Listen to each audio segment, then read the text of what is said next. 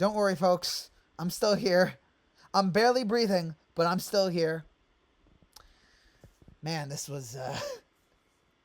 I'm sorry for how late this video is. A lot of work today with my jobs, and between all that, between the videos I had to put out, between the soccer games, congratulations to Spain, and thank you to England for having it so that the Yankees did not have the worst loss of the day. Congratulations, you clearly won that. But man, this was. I know a lot of you expecting a Frankie rant, and between everything today, I wasn't really able to get riled up. If I'd been totally invested in this, I probably would have. But there's a reason why I'm not pissed off as much as I should. Maybe it's me getting older, but I just knew it. Something about the way this game played out, I just had a feeling. With Rodon only going 4 innings, of course, in that 4 inning, he's somehow allowed to give up a home run. Couldn't have that. Couldn't have a Rodon game without giving up a meatball to Gunnar. I know it's Gunnar Henderson, but come on. We're paying you $28 million to go 4 innings. So between the Yankees trying to get in the game but not really doing anything, except for Trent Grisham of all people. Trent Grisham getting 3 hits today, scoring the first 2 runs of the game, the RBI single and the home run. Trent Grisham will have like one game every month where he's like Barry Bonds, and this was that game. Still batting 195 though, sweet. So that you tie the game up there, then you have Santander at the home run, 3-2. Yankees try but can't get in the game in the 6th, 7th, or 8th inning. 8th inning was great. Austin Wells grounded into the patented Yankee double play. And then the 9th came around. And we get a gift of an inning. 2 walks.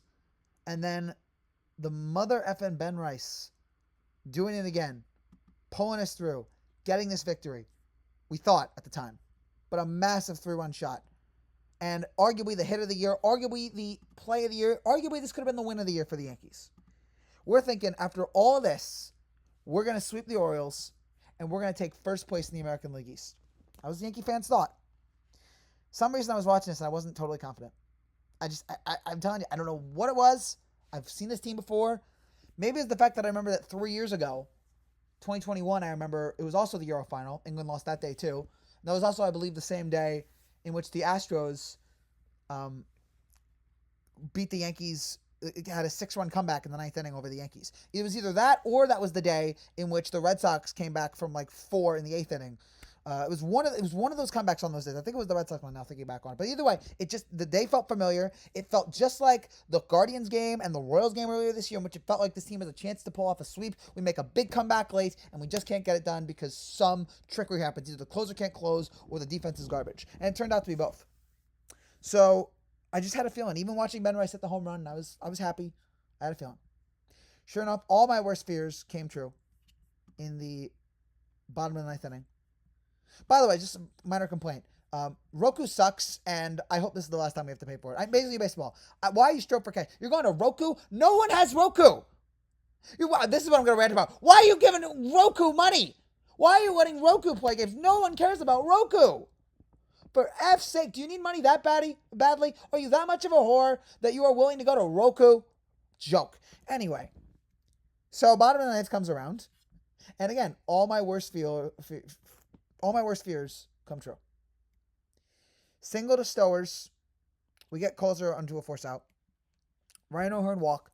We get Gunderson out on strikes. 2 outs. Still 2 on, but 2 outs. We need 1 more, and we pull off the sweep. And then we go to hell in a handbasket.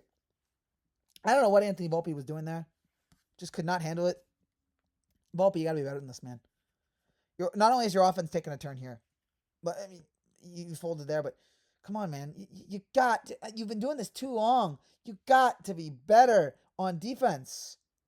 You have to be able to come up with that play in that spot. You got to be able to do it. And it's just stuff like this. And I'm already seeing people complain, Volpe, it's just not working out.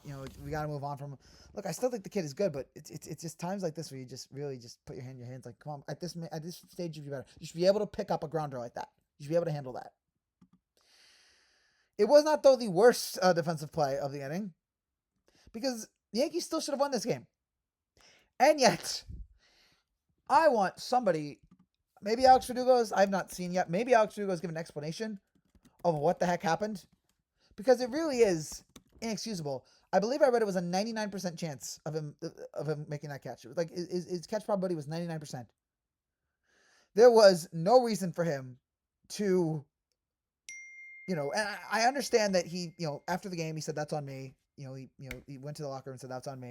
I credit for that, but still, it was rare to see somebody on the Yankees have some accountability. But dude, how long have you been in the league and you're making that boneheaded, like, how do you lose a ball that badly?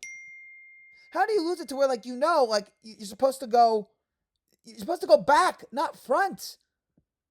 I'm looking at the replay here, and it's just like you see right off the bat, like, what the heck do you think happened?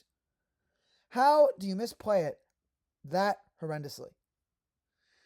And it's only fitting that on the day that Jacoby Jones, great Ravens receiver, passed away, it reminded me of the Jacoby Jones touchdown that he scored against the Broncos in 2013, where he more just had terrible coverage, didn't know what he was doing there, just ran backwards and just misplaced the ball. That was Verdugo there. Verdugo was paying tribute to Jacoby Jones with just the most inexplicable play you can ever, imagine. You should be, dude, you've got to be better than that.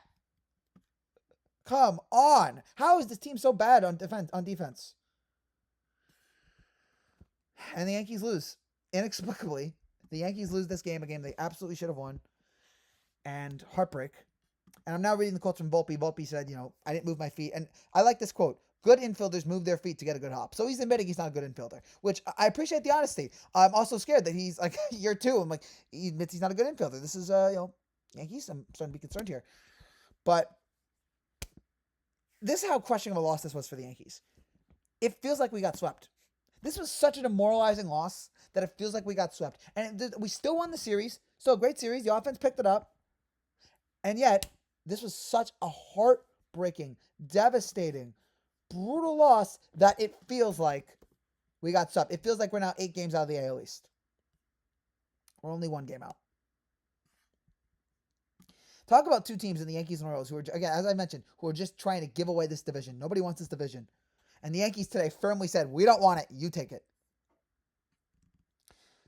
But what an awful loss. And as I said, it reminds me very much of the Guardians game on April 14th. We lost that one 8-7 in the 10th inning. That was the game in which we tied it in the 9th on the Volpe RBI double. Rizzo hit the single in the 10th. Then Guardians scored 3. Defense was terrible there. And the other game it reminded me of was June 13th against the Royals. That was, again, about to sweep Kansas City. We score 3 runs in the 8th inning. Rizzo homer, Volpe ground out, Soto single. And then the Dodgers come back. Clay Holmes blows the save. This was exactly that. We get the comeback. We think we're going to win it. And either bad pitching or just, because the bases should have been loaded there. Clay, you got to do better. And bad defense lead to this team losing this game.